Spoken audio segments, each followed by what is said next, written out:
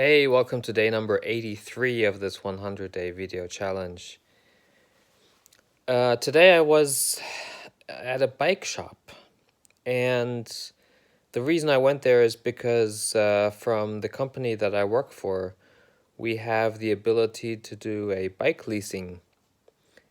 And so I went to the bike shop to see what bikes are available and to kind of figure out which route I'll go and what kind of bike I want to get for myself. So I went to this fairly big bike shop, and I've heard of e-bikes, but I've never sat on one.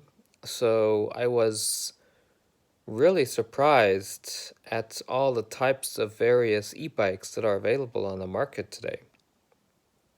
So I saw the regular e-bikes, the bikes that have a battery pack and have a little motor that supports your biking.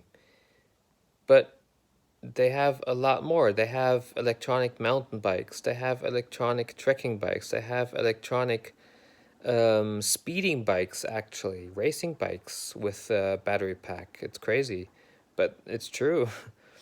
So there are all kinds of. I mean, every type of bike that you can get comes with as an electronic version these days.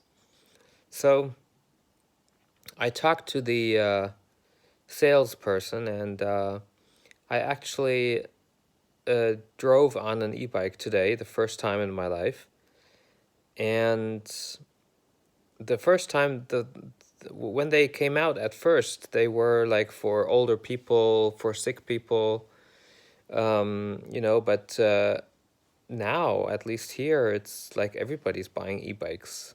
It doesn't matter if you're fit or not, just everybody, right? So I sat on one and test drove it. And okay, I can understand a little bit why this is such a hype right now. It is very comfortable and very. It's also fun to ride an electronic bike because you can really speed up quite a bit.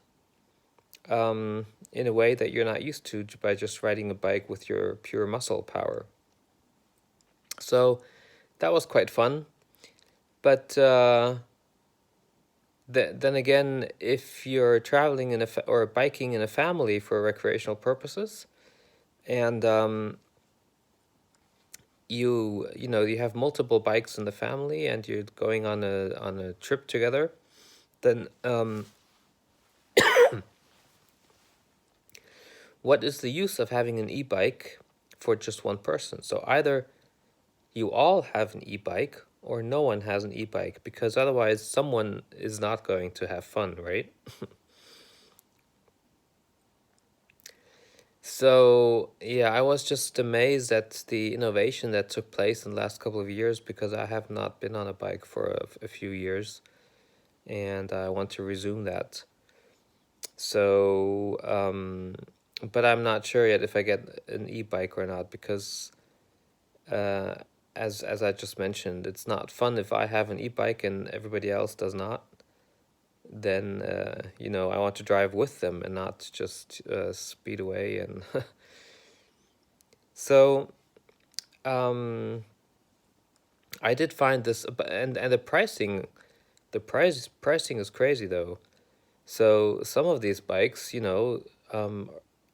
I would say about one. I mean, this shop I went to, they have hundreds of bikes, and I would say at least 1/3 of all the bikes in that shop, they cost $3,000 upwards. Between 3 and 10,000. I've seen one that cost $10,000 for a bike, which is pretty crazy. But most of them are between $3,000 and $5,000, or actually euros. It's more in dollars.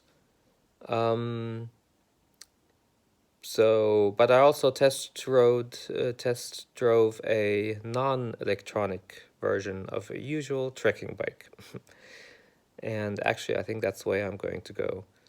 A very nice one that I've selected. So, but that was interesting. If you've not been in an industry for a couple of years and you come back, then you might be pretty amazed at the um, inventions and evolution that has taken place in that industry and the innovation.